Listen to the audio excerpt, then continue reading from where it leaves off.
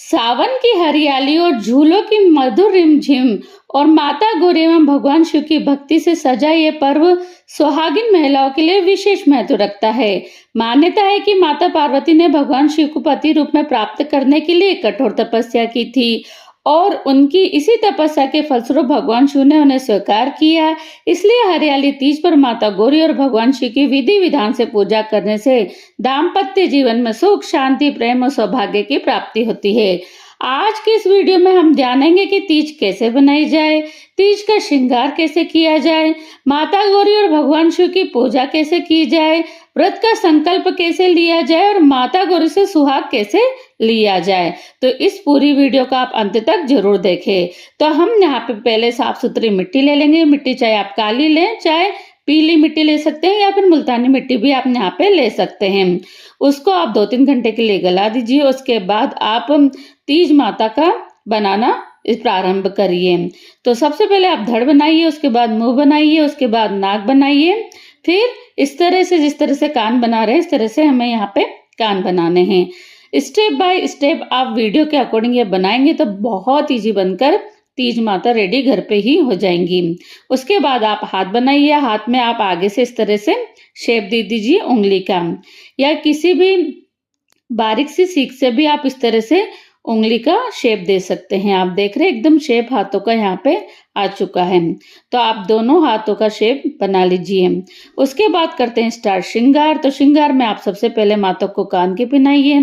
जो छोटे छोटे कान के होते हैं वो हमें खरीद के लाने हैं, वो आप पहना सकते हैं, आपके पास रखे हों। लेकिन आपने नहीं पहने हो तो वो आप पहना सकते हैं। उसके बाद आंख लगाइए माता की। यदि आपके घर में लड्डू गोपाल जी हैं तो लड्डू गोपाल जी की आप एक्स्ट्रा आईज लेके आते हो तो वो भी आप यहाँ पे लगा सकते हैं। बिंदी, टीका, लिपस्टिक ये माता को लगाइए। उसके बाद आपको यहाँ पे पहनाना है लहंगा। तो आप लहंगा बनाकर, रेडीमेड भी आता है और आप घर पे भी इसे इजीली बना सकते हैं। तो लहंगा आप माता को पहनाइए।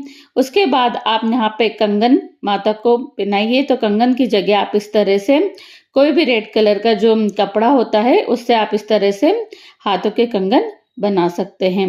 उसके बाद श्रृंगार में आप माला पहनाइए माता को और आप नेल पेंट लगाइए।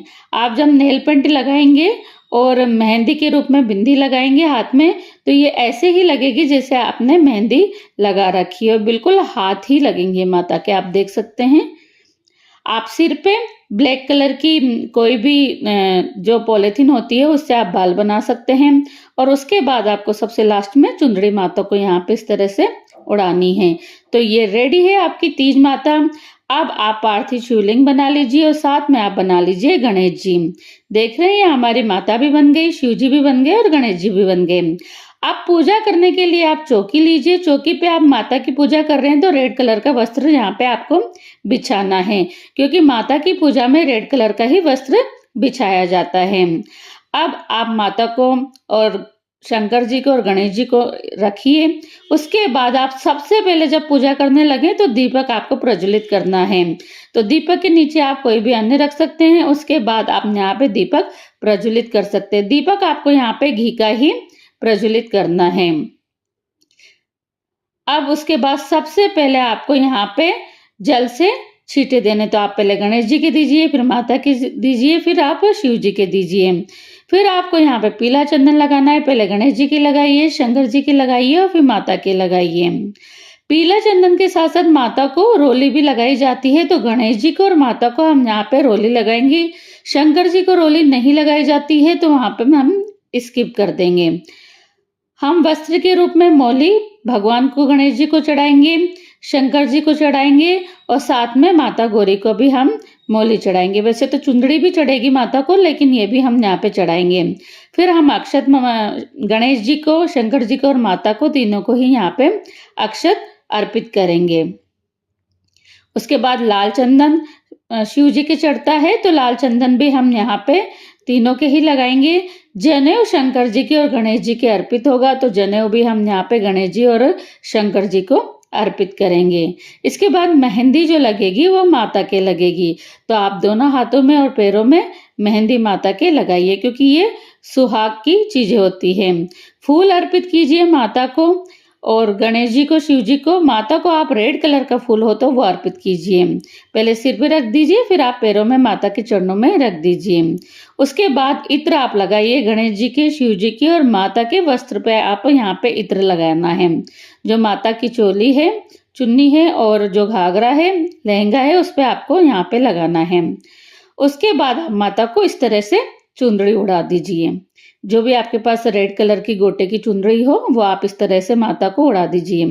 उसके बाद बेलपत्र चढ़ेंगे तो बेलपत्र पहले गणेश जी को चढ़ाइए, फिर शिव जी के चढ़ाइए। उसके बाद आप माता को भी बेलपत्र अर्पित कर सकते हैं, क्योंकि शंकर भगवान को तो बेलपत्र बहुत ज्यादा प्रिय माना जाता है और ये पूजा तीज माता शंकर भगवान दोनों की ही होती है।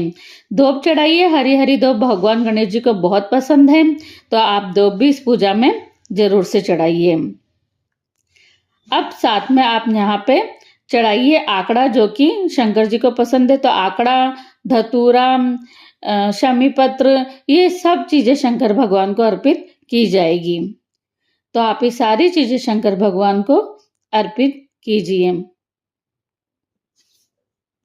इस दिन कई जगह व्रत भी रखा जाता है और कई जगह पूजा के बाद खाना खा लिया जाता है 2 टाइम, लेकिन कई जगह 1 टाइम ही खाना खाया जाता है। हर एरिया में अलग अलग तरीके से ये व्रत किया जाता है। उसके बाद आप सीजनल फ्रूट भी यहाँ पे माता को अर्पित कीजिए।